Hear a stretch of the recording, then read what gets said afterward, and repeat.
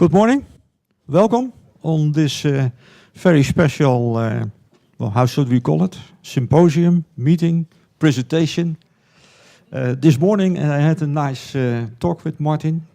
We spoke already for many days, of course, but I say, you are even a better speaker than, what was his name? Yeah? Castro? Because he was able to do it for 4 or 5 hours, and we have seen in the past days that Martin will do 12. So. Can they do 12? Okay, let me explain what we have done, what we will do today, and what we have done in the past days. In the past Saturday and Friday evening and the weekend before, a small group of our members have studied together with Martin in the Blavatskyhouse. So that were all the lecture people and study group people and so on. So we had for study we had a full group, and we had a very intense program starting on 10 in the morning till 9 in the evening, with short breaks and lunch. And I can tell you, we have never done such intense study of the stanzas of the secret doctrine. Marvelous. Because Martin was able to open up a lot of ways to have a much better understanding from what is going on. It is not simple, but if you have that experience and you get a view how you can dig in and work out for yourself the very compact text, yeah, that is very nice. The good thing was also from Point Loma traditions, we are very much people what study Peruker in the first place. And then with all the things we have done in the past meetings with Martin, we were seeing, oh yes, oh yes, oh yes. So we were a lot of having points of recognition. And so everything works out very marvelous. Today, for all our members who want to attend, Martin will give an overview of the secret doctrine stanzas, secret doctrine. But he makes us also aware of the fact that there is a lot of relation between the stanzas, secret doctrine knowledge, and Plato, but also with the Egyptian Book of the Dead. So we say, why not do today a more general approach, because one day is absolutely too short for doing all the stanzas, so that is out of mind. The moment I invited Martin, I say 2 weekends, 1 weekend for cosmogenesis, 1 for the anthropogenesis, should be possible. And then he starts to laugh and he says, no, no way, no way. And now I have learned that he is right. So, yeah. So today you get an overview of it. And the nice thing is that you can see all the hooks and all the additional information what can help you to understand the meanings of the stanzas in the secret doctrine. Because Theosophia is old. It was not only started in 1875, but Plato and the Buddha and Lao Tse, you can find all that ideas back in that tradition. So Martin focused on secret doctrine, Plato, and let's say the Neo-Platonists and all that people coming from it, and the Egyptian Book of the Dead.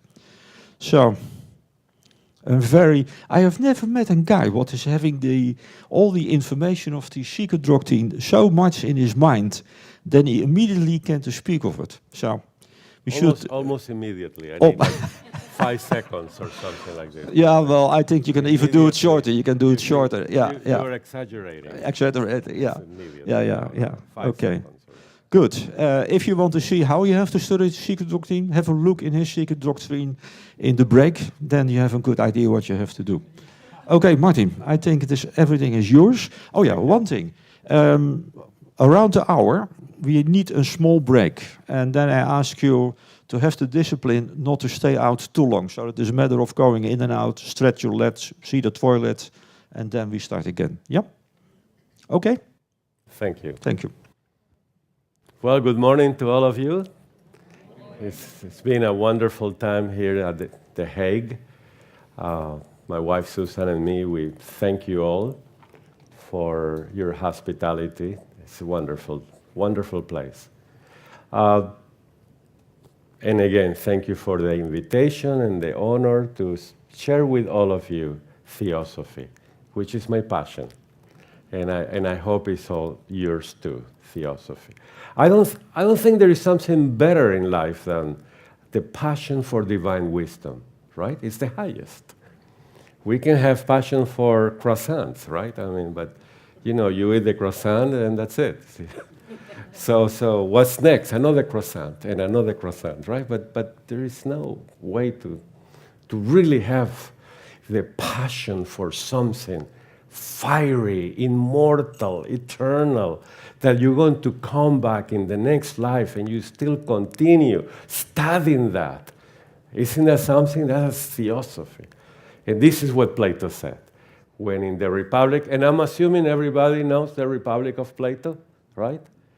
At least the name of the book. Yes, please, yes. The Republic of Plato.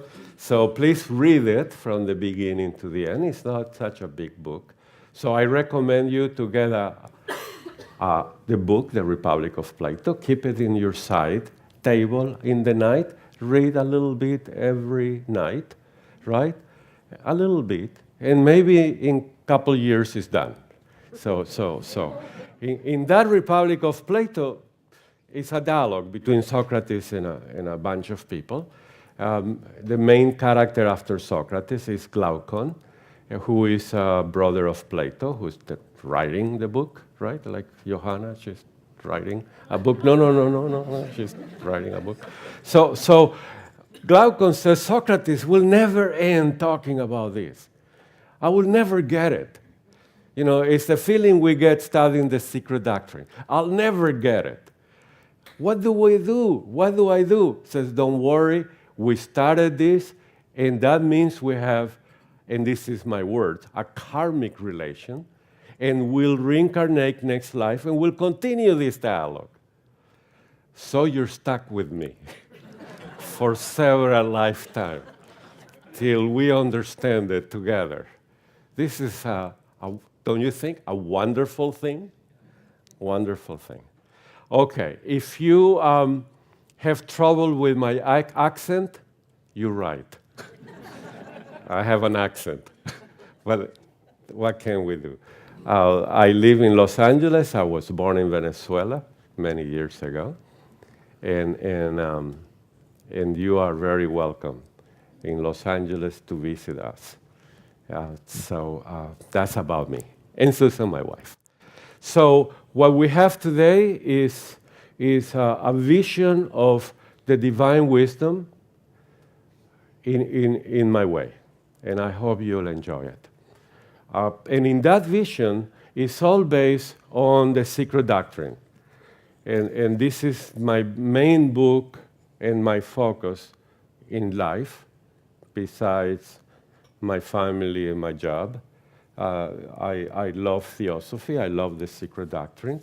And I have notes, as you can see. So my book is full of notes. So to find a place is impossible because every page has a note. So, and a little post-it note. And this is how I study. I take Blavatsky's secret doctrine as the focal point. And when I need to research something in the secret doctrine, then I jump on it. And that has taken me to study the world. And she quotes everything, everything, right? I mean, if you have opened this book, it's every tradition almost is here. So two of those traditions that I'm going to share with you this morning is Egypt and Plato. In Egypt, the selection is few slides from the Egyptian Book of the Dead. And you're familiar with the idea of the Egyptian Book of the Dead, right? You've been in museums, you have read about it, you have seen those papyri. This is very impressive. Plus, there is another feature here. We're going to die. So it's good to know what's going to happen. Isn't that true? I mean, why not to deal with it while we are alive? And in Theosophy, we don't have superstition about talking about life after death. Isn't that true? Now, my mom used to say, if she's from Romania, she was from Romania, and she said, if you talk about death, he's coming to take you. That is superstition. Well, she died, but we all come to die. So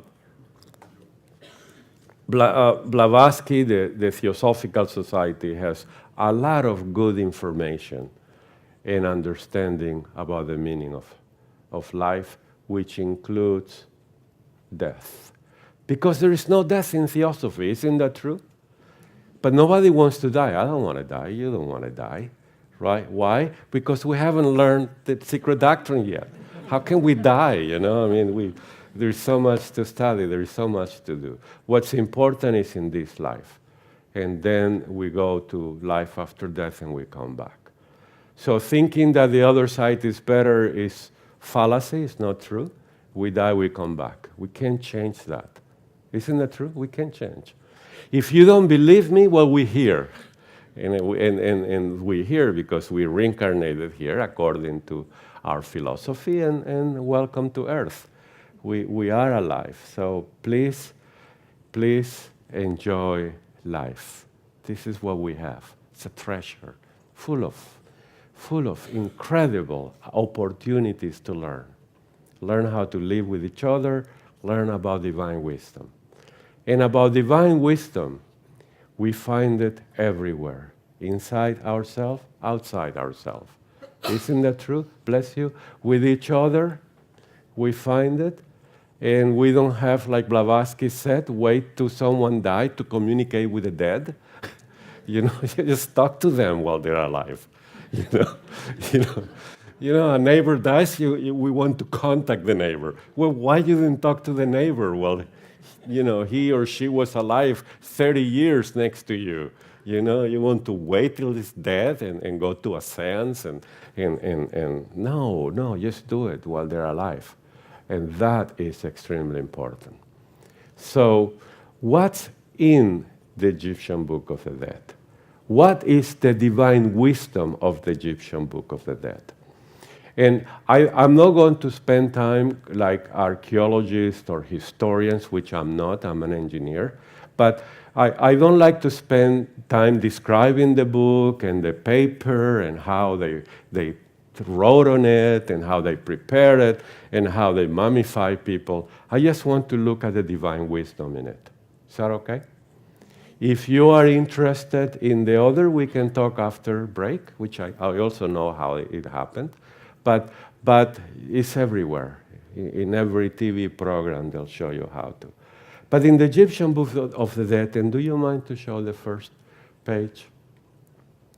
And I want to have the discussion of the Egyptian Book of the Dead and an insight into it on one very special one, and it's the longest one in the British Museum. It's the Papyrus of Ani. So here is Ani with his wife Thusu. Thusu, T-H-U, Thusu. You see Thusu, a very beautiful lady. She has a sistrum, right? An instrument used and associated with Isis, the goddess Isis. If you don't see it well, it's not that you need glasses. It's just trust us, you know. This is a sistrum.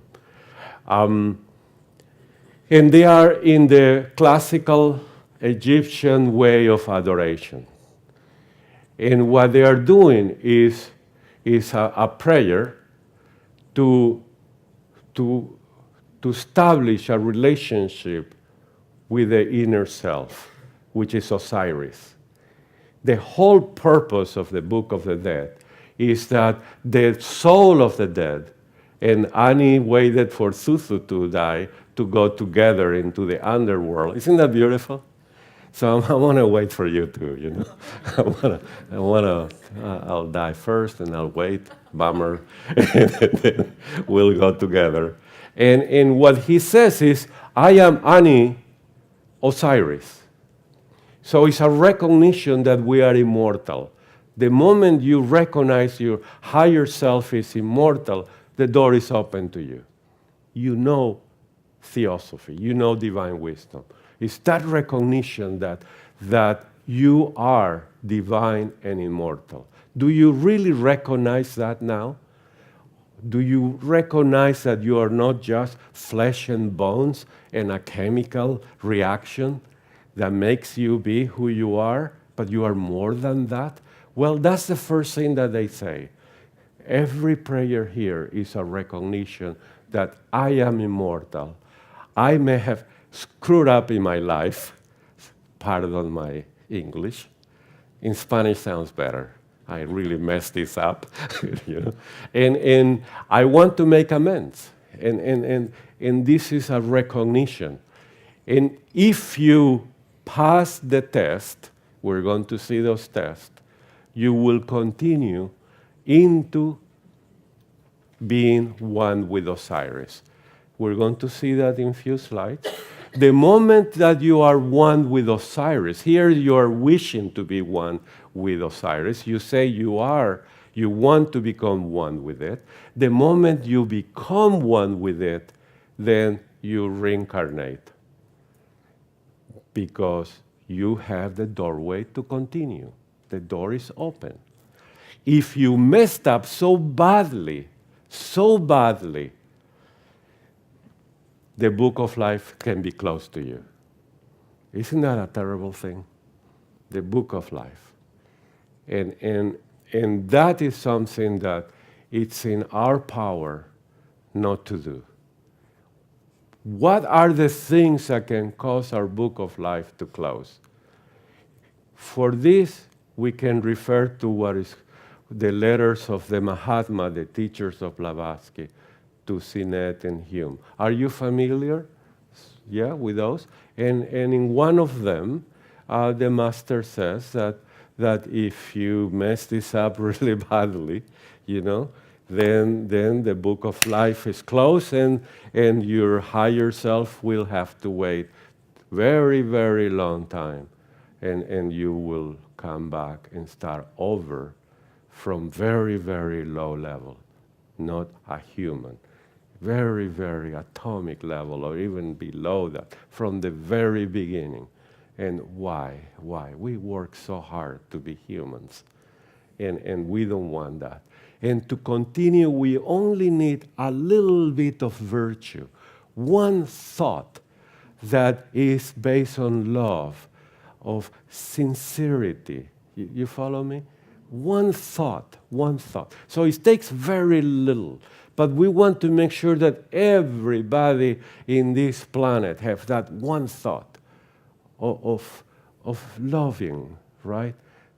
Loving, one thought. Is that too much to ask? No. And then we ask for 2 and 3 and 4. And then Plato, a virtuous life. And then you get illuminated. And that's what we're going to see later on. How Plato, and you call it Plato, right? Plato? Should I say Plato? No? Platon in Plato. Okay. So we're going to see that. The center, the core of the Egyptian Book of the Dead is, again, the recognition that I am immortal. And my soul is immortal, and my soul is going to follow a plan. And that plan was explained to us in the Mahatma letters, right? And they explain life after death in general terms. The next one, please. Thank you.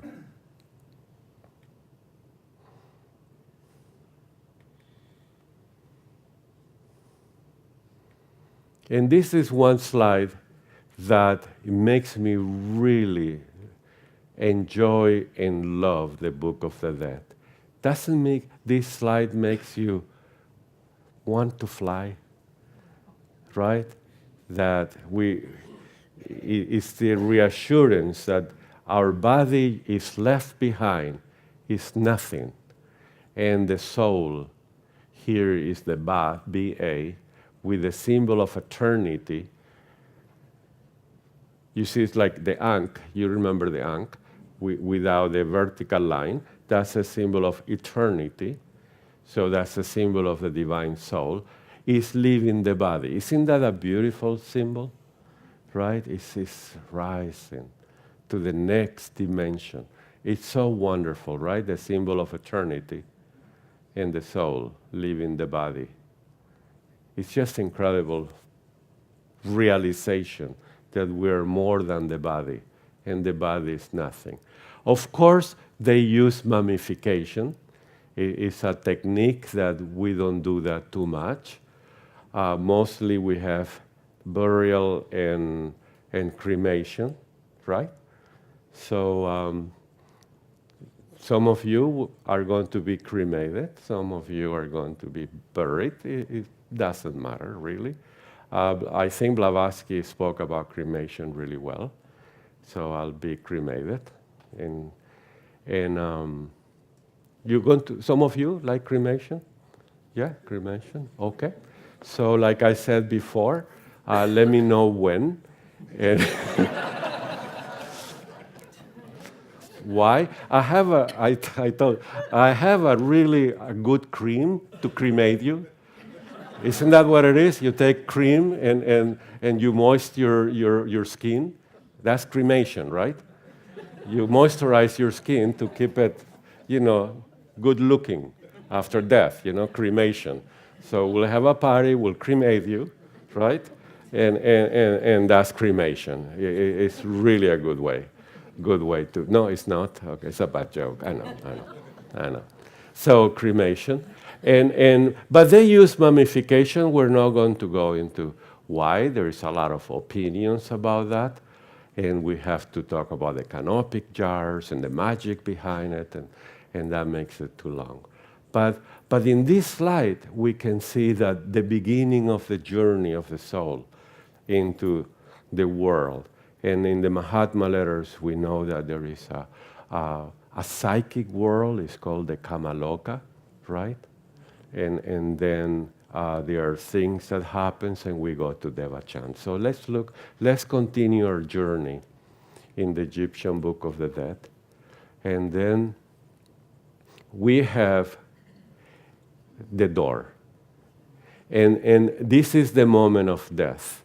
The soul is looking at the door of the other side. It's a wonderful reflection. We should all meditate in this slide. And in every moment, any moment, isn't that true? This can happen. Because we are one breath away from that door. One breath away. We miss that breath, we walk through that door. And what does it mean? It simply means that we're going to continue something very important, the journey to illumination. And we didn't fulfill it in this life. Why we didn't fulfill it in this life? What keeps us from doing that? Our higher self, our soul knows that there is illumination, knows the meaning of life, but we can't do it. We can't do it. What we can do is to appreciate the immensity and the mystery of life, but we can get illuminated, enlightened. Why? Why? Plato said, because you don't have a virtuous life. You don't live virtuously. And by not living virtuously, you need to come back and come back and come back. And there is a point, and we're going to see that in later on, there is a point in the Republic of Plato where you make a choice. And we'll see that in an hour. Next one. But this is a good one to meditate on.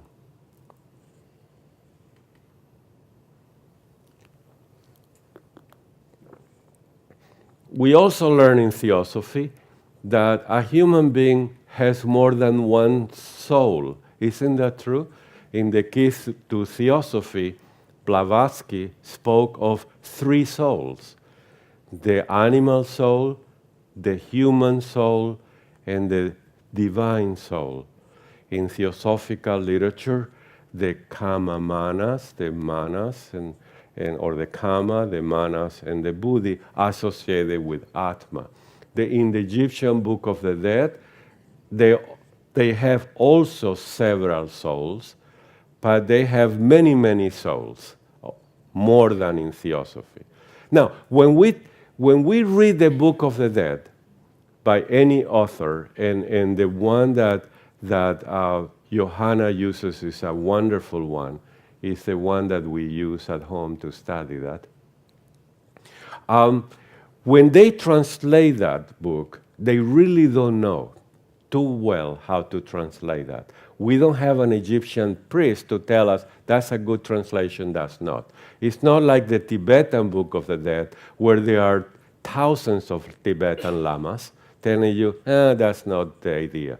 We don't have hundreds, not even one Egyptian priest to guide us in the translation. We really don't know the inside out and what does it mean, right? So when they say, you're going to go into the pool of fire, well, what does it mean to them? What did it mean to them? What does it mean to us? We don't know, right? When you're going to be a hawk, what does it mean to be a hawk, right? So it's hard to really go into the Book of the Dead because every translator is going to translate what they know. And theosophically speaking, we try to see more than just names. We want to see the event, the theosophia in it. So it's very difficult to really study the Book of the Dead, yet the pictures tell a wonderful story. Do you see that a different soul is going through this door? Now it's a human soul, right? And it's going to go through the door, and two different souls are walking out of the door. You see that? So they're starting to split the different souls, and they're going to do different things in life after death. The next one, please.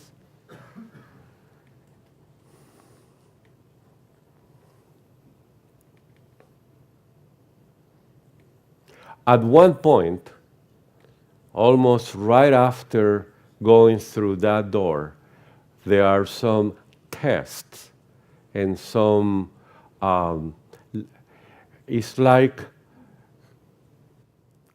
the actual text says that they need to know the gods, 7 above, 10 below. And if they don't know, they're going to be killed. This is a machete.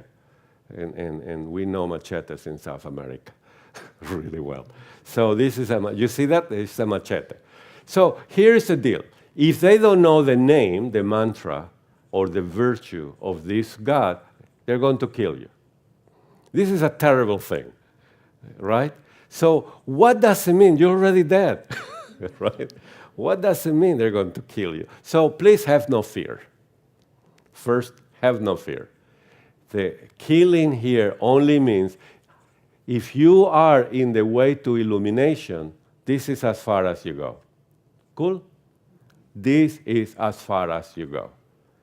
So you have a lot of doors to go, a lot of temples to go in. Above are 3 gods that you have to know their word, their password, their virtue, right? And if not, they are going to kill you, means that if they kill you in this, you did 3 doors, and that's it. You see that? So in the voice of the silence, we have the paramitas, and they are doors and they are keys. Isn't that true? The visual imagery is very similar. These are virtues. These are keys. They're gates. They are doors. And if you don't make it, this is as far as you've gone. So what we need to do when we study the Book of the Dead is to associate each doorway with their guardians with a virtue. So far, so good? And if you don't make it, and in your mind, you're going to say, do I have that virtue? Patience, for instance, right? Shanti. And I can see you all have patience with me already. So you got a lot of karmic points, right? So let's say that the first door is patience, which is not, but whatever, right? You have the sun and so on. So Let's say that the first door is patient, the first paramita, Shanti, and you are not patient. And you say, what will you do? Let me in, I need to move on. I don't have patience for you. You're talking to a God, right? I don't have patience for you. Let me go in. Well, your neck is going to disappear. It's going to suffer a horrible second death. So, and what it means is, well, you didn't make it to the second door. So what happens, we reincarnate, right? And where do we reincarnate? Where? How?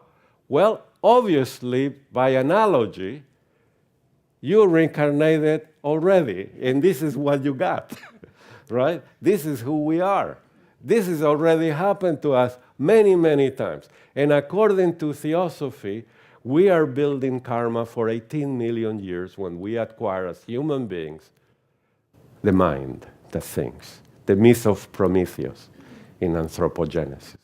18 million years reincarnating consciously, all that to arrive as Martin. Wow, did I mess this up many times in 18 million years? Right, so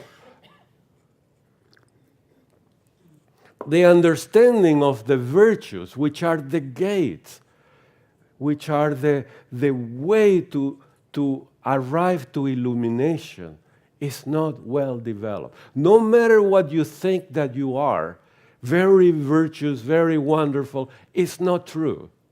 It's not true because you're here and I'm here. It's not true. It's not true, right? You don't see these flashes of light here of illumination, right? But we have a wonderful world in Theosophy to learn this and to continue this journey without lying to ourselves, to see ourselves naked, exactly how we are. And then we have these tests and trials to allow us to reflect on our own life. The Book of the Dead is full of those tests and trials and opportunities to look in our own life and to judge who we really are. Who we really are. This is a great opportunity. And this is divine wisdom. Do you see that? Okay. This is not the point that I want to ask you where you failed in your previous life, right? This will be a very good workshop, right? Very yummy, right? And you know, those meetings, hi, I'm Martin, I fail in, and here I am, right? This is a wonderful thing, right? This is why we have study groups, right? Where we can tell all. But not today, because today I'm just going to tell you the story as I see it. But it's very important before you go to bed to review your life, and you know this, of course, and see in those 10 hours you live, 12 hours on that day, what opportunities you have, what doors you have that you need to show that virtuous life, and you did not, or you did, correct? And this is, in this moment, the two souls, the human soul and the divine soul, in 10 doors and in 7 doors, they need to go through a review of the paramitas. You understand paramita? The virtues, correct? Okay, thank you. Next one. Isn't that a wonderful story, the Book of the Dead? Why? Because this is you. You're looking at yourself, right? This is your journey. This is my journey. And then, Moses had it right. Moses was in Egypt, and he learned that in the Egyptian Book of the Dead, there are 42 commandments. He said, way too much. Let's cut it down, right? 42. You imagine to carry tablets, stone tablets with 42, the poor thing, coming down the mountain with 42 commandments. He was not human, but this is inhumane. No God will do that. So he cut it down to 10, right? And added one that he rewrote. So there are 42, and here they are. The good news for us, we don't read Egyptian. So 10 is enough for us, right? If you knew Egyptian, the hieroglyphics, or read the book, there are 42. I did not lie. I did not steal from the temple. I did not. And where do they do that? In front of the gods. These are the lipikas. You know the lipikas? These are the recorders of your life. The one who are recording in the book of your life. Have you met them, the lipikas? Yeah, I just showed them to you. They're right here. These are the lipikas. These are the recorders. So meditating on them, reflecting on them and what they mean, what they represent with the virtue and the commandment. Remember, behind every commandment there is a virtue. Yes, 42 virtues. Now, I'm pretty sure that if I ask you about vices, you can give me a very long list. If I ask you about virtue, maybe not. Can you list 40 virtues? But it's easy to list 40 bad things that we do. Isn't that true? Now ask yourself why. So the answer is right here. There are 42. We're not going to study them, of course, obviously. I expect you to go home, buy the Book of the Dead, and study them, and see which ones you don't do, you do poorly, you do good. Now, the ones you do good, you are not going to tell everybody, I'm good at this one, because there are 40 more that you have to do. There is no need to, right? There is 41 more virtues. If you find one that you're really good at, you're charitable. I am charitable. Just one door, that's all. You still have 41 more. This is a big task. All of them. Illumination is a very long process. We already have 18 million years walking in that process. Isn't that incredible? So don't boast the one you have. Work in the ones you don't have. And ask for help to your friends. This is very difficult. To go to a friend and say, which virtues I don't have? Tell me. Where am I failing? Isn't that incredible? Right? And when the person says, you are not well in this. No, that's not me. Right? Immediately. Defense mechanism. That's not me. No, you bad friend. You see that? We don't like to hear criticism. Now, the gods, the Egyptians, resolved that issue of criticism with a machete. I already showed you. This is as far as you go.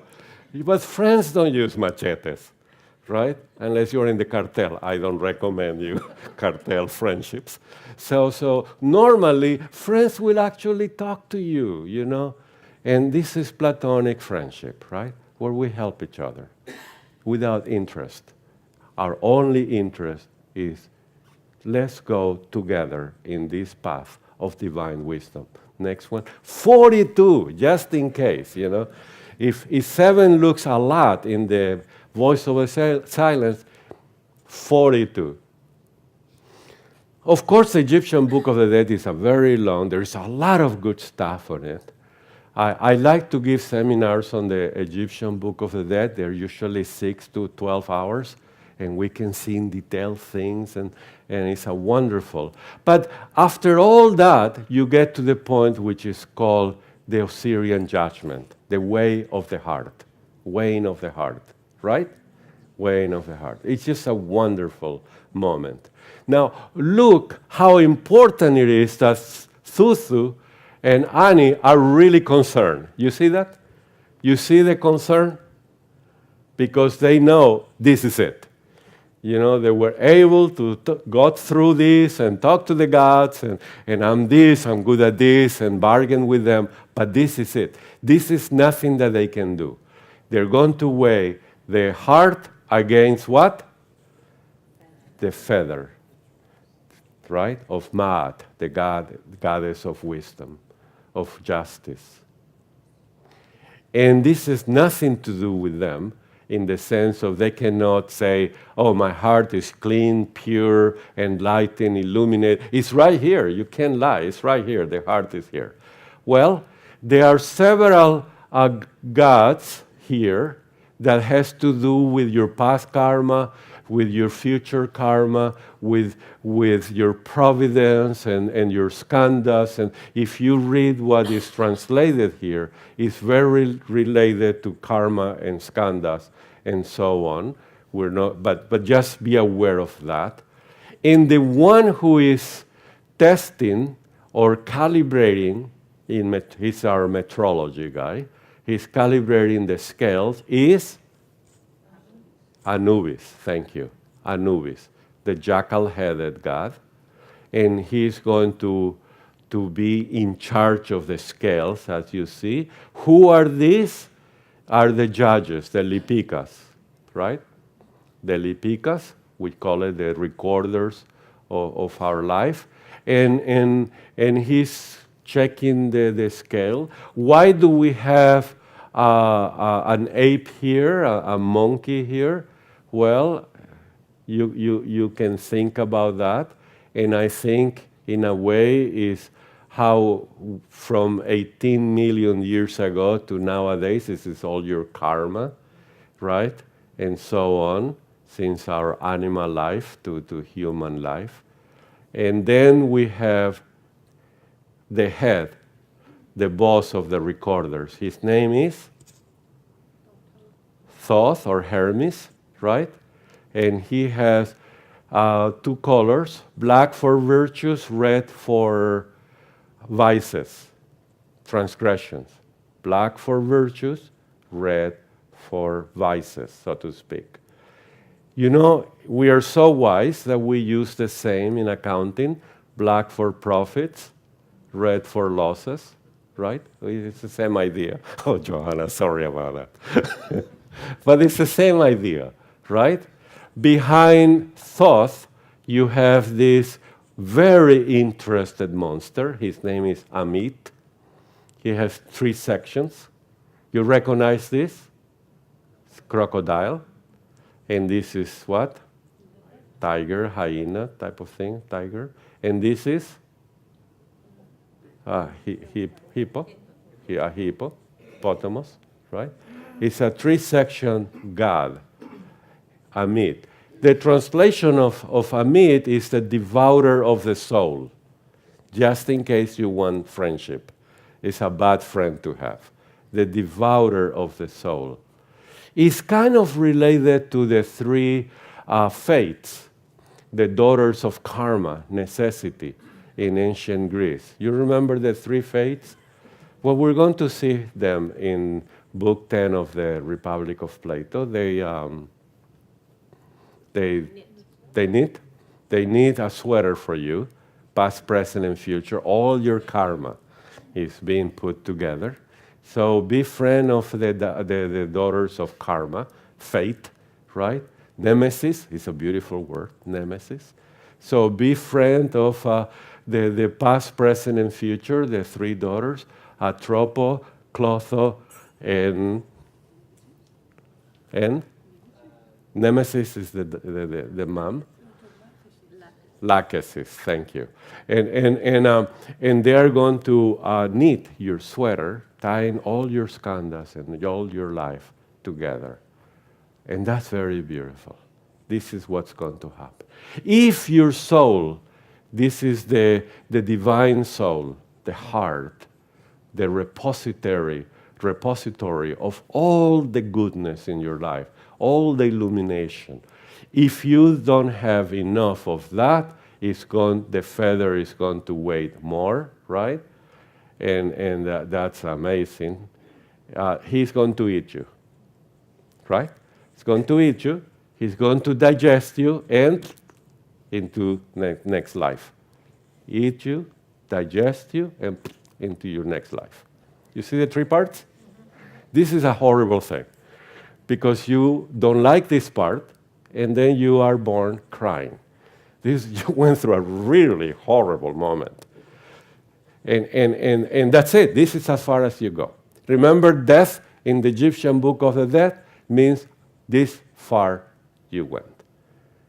If you pass, which I hope you all do, but I doubt it because you are here, if you all pass, and me too, if you all pass this, next one please, then the hope of this, the hope is that we pass, and the hope is represented by Horus, the son of Isis and Osiris. He is the Redeemer, he is the Christ, he is the Buddha, he is the one who can take you to the highest, grabs you by the hand, and addresses his father, and mother, and aunt, Nephthys, and say, here is Ani. He is a triumphant. He passed all the doors, the 7 and the 10. He passed the negative confession, which are 42. I did not, no, I did not. His heart, it weighs as much as the feather. He's ready to be one with you. Isn't this a beautiful moment? Right? And then happens the wonderful thing. He's now in the presence of Osiris. The next one, yes? Yep. He's in the presence of Osiris, which is called the Amenti, the heaven of Osiris. But we know that in Theosophy, there is no heaven, so to speak. What there is the location of the devas, of the gods, right? Deva-chan.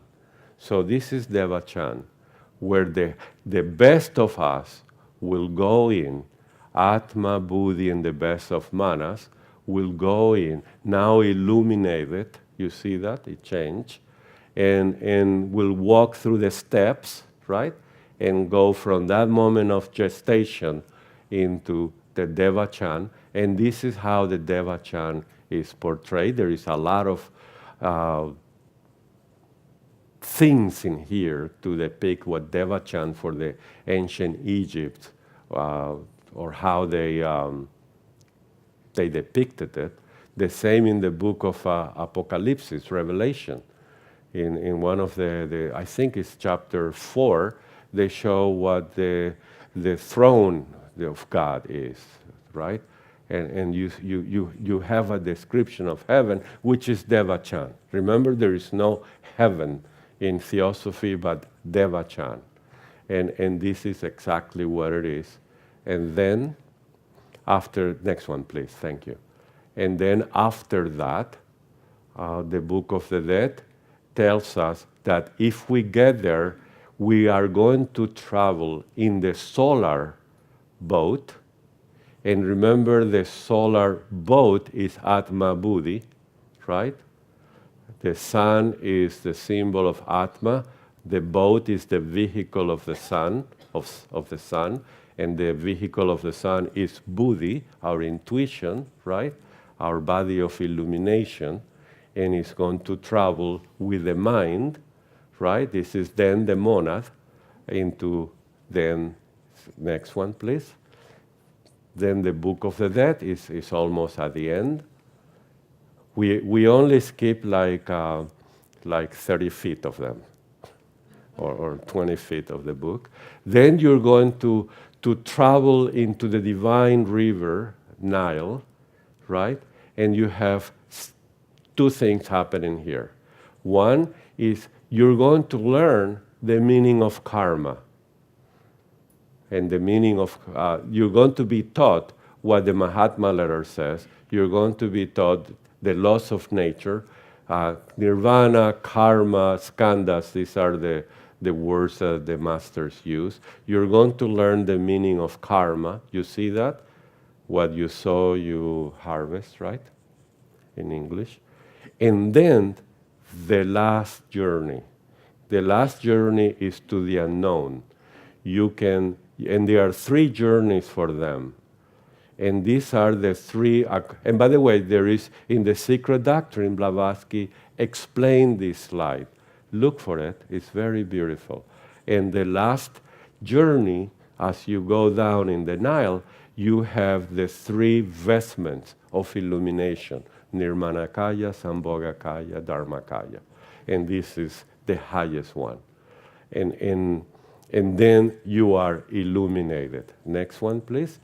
If you did not get here, but you had any virtue in your life, you are going to then, by the power of the God of regeneration, which is the bull, with all our principles, you're going to reincarnate. So the next one. And the way that they show reincarnation is the goddess Taoris, the goddess of fertility, right? With life, right there in the belly, you're going to reincarnate. Isn't that a cool story? And then a new cycle begins. Next one, please. And that's the last one in the Egyptian Book of the Dead. And here is the symbol of where you were buried, and this is a symbol of the cow, the eternal renewal of life. So at the end of the Book of the Dead is the hope, that if there is any virtue in your life, you will come back and you will continue. Isn't that a beautiful story? And this is our story. And because of that, we'll have a 5 minutes break. You well deserve it. Thank you. Let's take a 5 minutes break.